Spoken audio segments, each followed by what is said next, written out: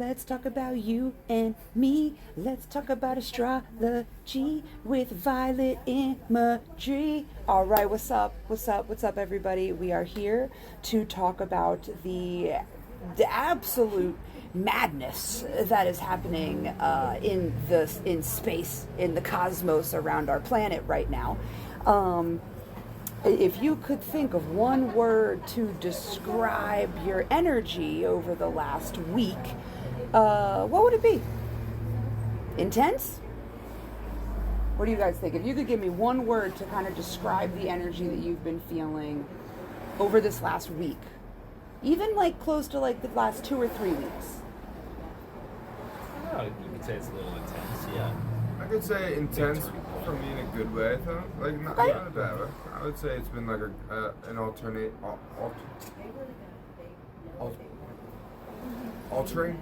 Okay. Yeah. Just so you can feel the shift in energy. Yes. You can feel that shift.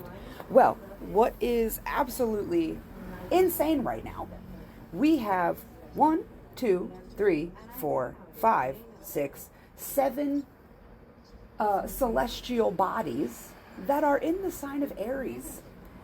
Now, Aries is a fire sign. So we might have been feeling a little extra spicy, a little extra irritated, a little extra impulsive, kind of not thinking things through as much as we normally do, not being as tolerant towards specific things. I mean, literally, look at everything that's been happening in just the world itself. Everybody's pissed off about something. So right here, so this is the sign for Aries, we have Mercury, okay, Neptune. So Mercury is the planet of communication. So having conversations might be a little harder because everybody's kind of in this very opinionated, like overly direct energy with their words. So things might come across a little harsher or more passionate.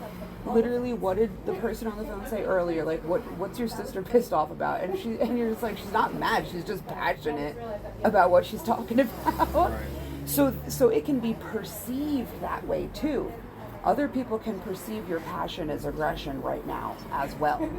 And then we also have Neptune here, which Neptune does not want to be here. It is a very watery based planet. It rules over Pisces. It wants to be chill. It wants to be whimsical and magical and like more woo-woo.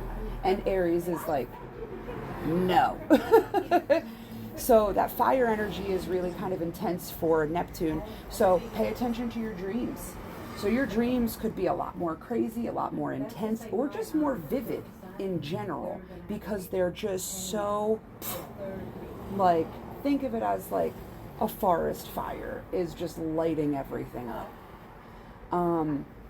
So this could also be a lot of energy that you can put towards your dreams, what you are trying to manifest in your life, because Neptune is our dreams. It's what we desire in the most unrealistic way. Like Neptune delusional, okay? And Aries is impulsive enough to believe and make it happen. So this is actually a pretty good energy if you can not get overwhelmed with it to make some stuff happen, okay? And then right now we also have the moon, okay? So the moon is our emotions. It's also our intuition, but it's also how we react to things. So you might catch yourself being a little more snappy, ready to kind of jump on something instead of the normal, like, this is fine, I'm just gonna let this go. You're not letting much go. But of course, all of these reactions also depend on your own chart. If you just got stupid water energy, you can snuff out all this fire and be pretty chill about it. You know what I mean? And then we also have Mars here. So Mars is the masculine planet. It's the planet of action. It's the planet of getting things done. It's the planet of, it's time to do things and get motivated. But that can also be, it's a double-edged sword. Mars does rule. Every sign has a ruling planet, and Mars rules over Aries. So that's good. That's a very powerful alignment right there, because Mars is at home, unlike Neptune. Remember I said Neptune is that watery energy? Mars is like, yes, my kingdom. I am in my kingdom, and I am ready to rule over all these other planets, okay? But Mars is also the planet of war. Again, looking at what's happening in the world. Everybody is wanting their things their way, and everybody else can take the highway. So this is also adding to a lot of that intense energy. And then on top of that, we have Saturn. So Saturn is the planet of discipline. It's the planet of how we build our foundation. So we might be building our foundation more creatively right now, because normally Saturn is a very earth planet. It rules over Capricorn. So this earth planet is now on fire. And so this fire energy, it is really going to burn away parts of our foundation that no longer serve us. So in our reality, as long as Saturn and Neptune are in Aries, which is going to be the next decade, about a decade, be ready for things to fall out of your life. You might lose jobs. You might lose friends. You might lose, certain connections or even opportunities that you worked so hard for. But that is Saturn letting you know, that's not a part of this new foundation that we're building. That's not a part of the true unrealized dreams that Neptune has for you, okay? And all of these planets are within a couple degrees of each other, which means they're all conjuncting. So that means not only are they all in the same sign, they are so close together, it's like a magnifying glass.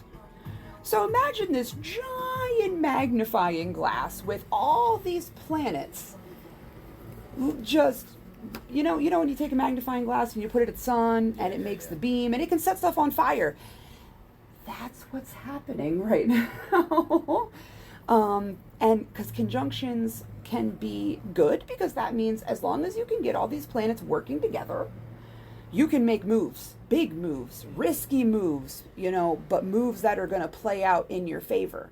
But it can also, if you let the intense, energies take hold, or you are too impulsive, it will burn your whole life down, So the last two signs that we have in Aries, I know, not done yet. Of course, it's still Aries season, so we have the sun. So the sun is illuminating this area of your life. So wherever Aries is in your chart, which we're going to look at, it's a spotlight.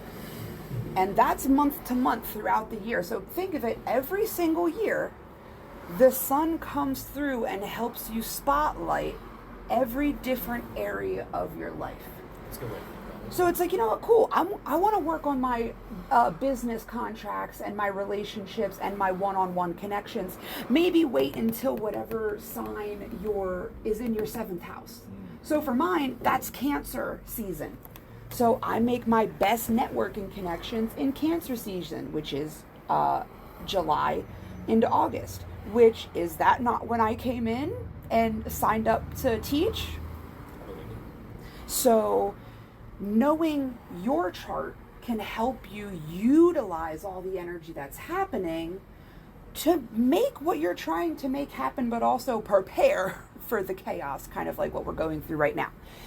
So the sun's going to illuminate some stuff. So there might also be some things that come to light. What does the sun do? It lights everything up. So what kind of things are going to come to light or have come to light over this last month? Things that are going to innately change your entire reality because of all the energy that's happening right now, especially in relation to your deepest wounds, because we also have Chiron.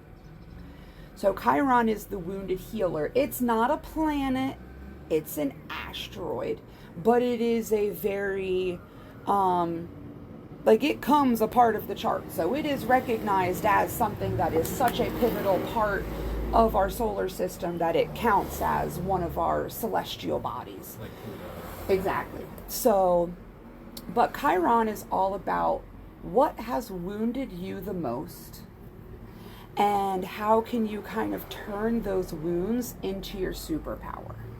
So paired up with the sun, because again, these planets are in conjunction together, and then these are in conjunction together, so that magnifying glass again. So what wounds have been magnified or illuminated for you over this past month to kind of get you to see it and to focus on it? Are you still struggling with rejection? Are you still struggling to, have that conversation with the people that you really need to, but you're kind of afraid of what they're going to say? So what kind of wounds have been brought up for you to just see it so that you can deal with it? And with all this fire energy, also notice if they're wounds caused by other people, how less tolerant you are of it. Like, you're just going to notice where you're tired of dealing with stuff, and that's probably a good sign that it's trying to burn and distance itself from your life. But you're the one who has to make that choice. Do you sit in the fire and the drama and the garbage that you don't like and does not feel good, or do you burn the bridge and let it go? That is exactly what's happening right now. And when we look at our charts, you're going to see in what area of life is this happening. Okay?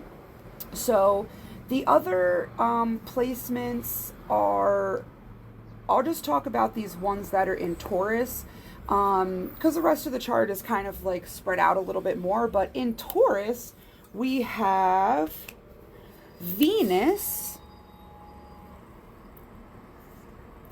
And Venus is the feminine energy, and also it's at home in Taurus. So like how Mars is at home with Aries, Venus is at home with Taurus.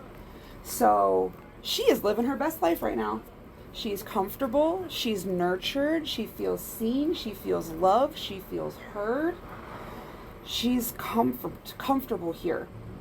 So wherever Venus is in your chart, it's going to tell you where you need to make sure that you're giving your life more value. Sometimes we can get so caught up in money or career or relationships that we forget about the other areas of our life that also need us to care and take care of. So Venus is going to let you know also, where are your values readjusting? Where did you put so much value into this one thing and now it's not here anymore? So you have to readjust that energy and give value somewhere else, right? And then the other major thing happening in Taurus, this is called a critical degree. And this is happening with Uranus, okay? So Uranus is about kind of chaos. It is always changing, always evolving. It does not live by the societal norms of our reality. Like, it's the revolutionary. And I'm sure you can guess what sign that it rules over. Who else is the visionary and the rebel and the kind of weirdo of the zodiac? Aquarius. So that's the planet that Uranus rules over. So, and I said that it was a critical degree because it's at 29 degrees Taurus. So there are 30 degrees in each sign. So it's working its way from 0 to 29 before it moves over into the next sign. So Uranus is at 29. It's ready to go. It's like, I'm done being in Taurus. It doesn't really like being in Taurus. Taurus is about the comforts and the snacks and the cuddles and the just chilling and being safe, feeling safe. Uranus doesn't want to feel safe. It wants to party. It wants to have a good time. It wants to kind of cause a little bit of chaos, okay? It does not want to be here anymore. However, wherever Taurus is in your chart is going to be where you have realized, maybe I was kind of holding myself back here a little bit. I wasn't challenging myself enough. I wasn't changing this area of my life because where it was comfortable. So wherever Taurus is in your chart probably got a nice little shake up while Uranus was here moving through. Things probably changed in some way of that area of your life, okay? This is some major, you figure the entire solar system is in 2 signs right now. Almost the entire solar system is in 2 signs right now. That's heavy. So there's definitely a need to make sure that you are grounding, that you are making sure that if you do feel overwhelmed, you give yourself the space to step away, to calm down, to reevaluate something, especially when that fire energy does kick up, which is gonna kick up even more, okay, because we have a new moon on the 17th, which can be very powerful. New moons are all about manifesting the new. It's about starting fresh. Every new moon is a clean slate. And this is actually the first new moon of the astrological new year. So I know in our reality, new year starts in January, but Aries is the first sign of the zodiac. So for all of the witchy gals and people in the world, the new year actually starts the first day of Aries season.